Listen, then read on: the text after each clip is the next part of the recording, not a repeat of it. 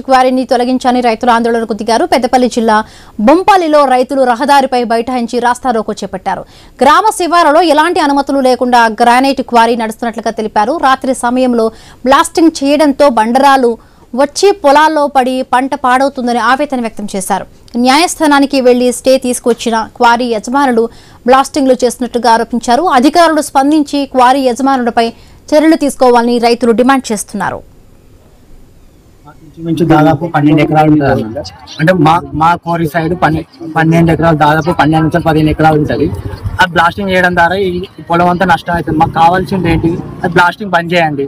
లేదు, రెండో ఆప్షన్ ఏంటిదంటే మా భూమి ఎంత ఉన్నదో, మా బావి ఉన్నది, మా భూమి ఎంత ఉన్నదో అంతా కనార్తి నుంచి వెళ్ళి పెద్దపల్లికి పోయి కావాలా, మా రోడ్డుకి ఎంత ఉన్నదో మాకు అంత కావాల్సిన భూమి అది కావాలని కోరుకుంటాం. గవర్నమెంట్కి అయినా వాళ్ళు కూడా మాకు బతుకుతారు లేదా అంటారు. మేము ఎందుకు మరి అది తీసుకోవాలని కూడా మేము అది కూడా చెప్తున్నాం. మేము వాళ్ళని అయితే బతకద్దు, ఈ ఊర్లో మీరు ఉండొద్దని మేము చెప్పేసి మేము మాట్లాడుతాం. 179 సర్వే నెంబర్లో అక్రమంగా కోరి నడుపుతారు. అసలు దానికి ఎలాంటి పర్మిషన్ లేదు. లీజ్ క్యాన్సిల్ అయింది, హైకోర్టు నుంచి స్టే తెచ్చినాం, అన్ని ఉన్నాయి.